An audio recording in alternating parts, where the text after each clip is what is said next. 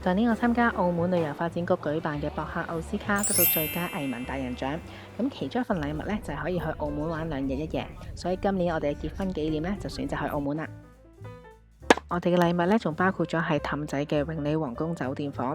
咁喺澳門碼頭嗰度落船之後呢，喺酒店車嗰度就會見到有藍色嘅呢架去永利皇宮。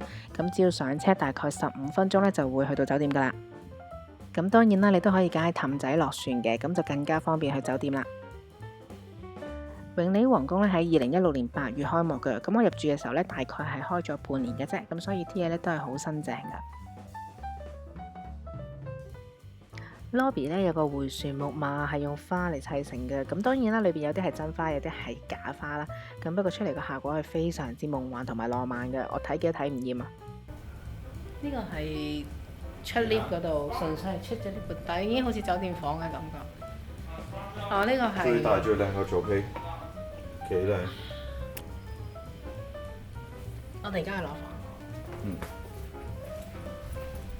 呢間酒店咧真係超級大啊！咁一般我哋住酒店咧，一出 lift 之後咧，就會見到一條長巷啦，然之後左右兩邊咧都會係一啲酒店房嚟噶。咁但係呢間酒店咧係一出 lift 有3個區嘅，咁每一個區咧都有一條好長嘅走廊啦，亦都係好闊嘅。咁係一間非常之大嘅酒店。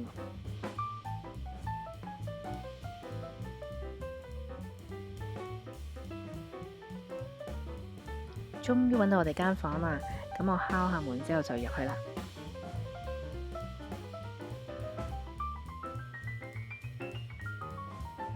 好少住啲新嘅酒店啊，所以我好似大鄉里咁啊，去到間酒店房咧，見到好多嘢咧都挖咗出嚟啊！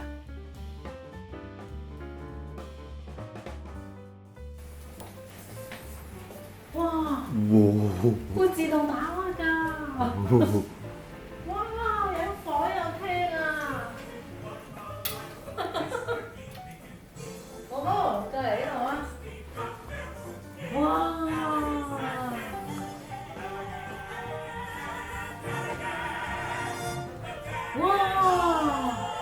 頭先睇完個廳，而家我哋嗱臨睇埋其他地方啦。哇！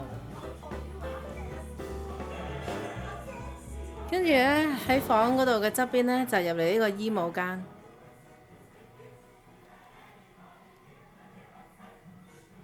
轉過嚟呢邊咧就係洗手間，有一個企缸，有一個浴缸，跟住呢邊咧就係洗手間啦。跟住仲有個化妝台啊！成間酒店房咧都佈滿晒呢啲遙控器嘅，咁可以方便我哋咧喺唔同嘅位置都可以控制啲光暗啊，或者係窗簾。超體貼咯！佢喺個床邊咧就有一個咁樣嘅嘢，好隱藏式，跟住可以咁樣。咁咧，而且佢咧仲有一條 USB 嘅插頭，跟住咧無論你係啲乜嘢型號嘅機咧，你都可以叉電。好體貼喎，就唔使成日驚咧床邊有冇插蘇啊，可唔可以叉電話咁樣？我哋而家坐纜車。其實我開初聽到呢一間酒店入邊有自己嘅纜車咧，我都係非常之好奇嘅，仲以為自己聽錯添啊！咁但係嚟到呢度之後咧，發覺佢真係有纜車㗎。麻煩你幫我簽個名同埋房間號碼，唔該。唔該，嗰邊入口啊！我話 thank you。跟住咧，你揸住呢張先。登記翻自己嘅房號啦，同埋簽翻名呢，咁就可以坐呢架纜車啦。咁今次呢，酒店 upgrade 咗我哋呢，可以任坐啊，所以我哋就無限咁坐啦。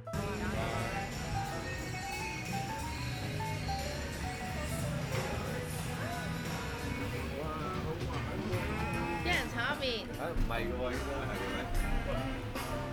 我哋入咗嚟啦。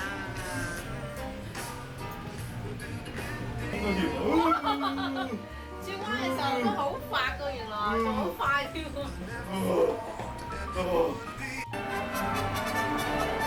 哇！我哋啱啱撞正最靚嘅時候啊！仲要喺中間。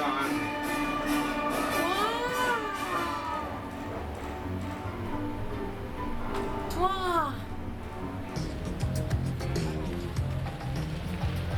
喺吊車度睇有另一種感覺，但係我覺得落嚟睇係最好，因為佢又唔喐同埋好塊玻璃擋住，影相都靚啲。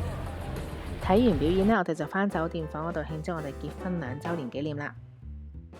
嚟到澳門梗係食木糠蛋糕啦，咁我哋喺酒店房一路睇電視，一路飲酒，一路食蛋糕。今次條片呢真係太長啦，但係因為呢間酒店呢真係好多嘢想同大家分享啊，咁所以呢個酒店篇呢我都會分2集去講㗎。下一集就同大家分享酒店豐富嘅自助餐，日頭坐纜車睇到嘅風景，即使唔游水都可以去泳池嗰度曬太陽。下集再見啦！如果大家中意我呢條片嘅話，記得俾個 like 啦，同埋 subscribe 我 channel 嘅，亦都可以去埋我嘅 Facebook 同埋 IG。拜拜。check out 啦，咁我哋會出去玩啊！唉，我都係非常之依依不捨呢一個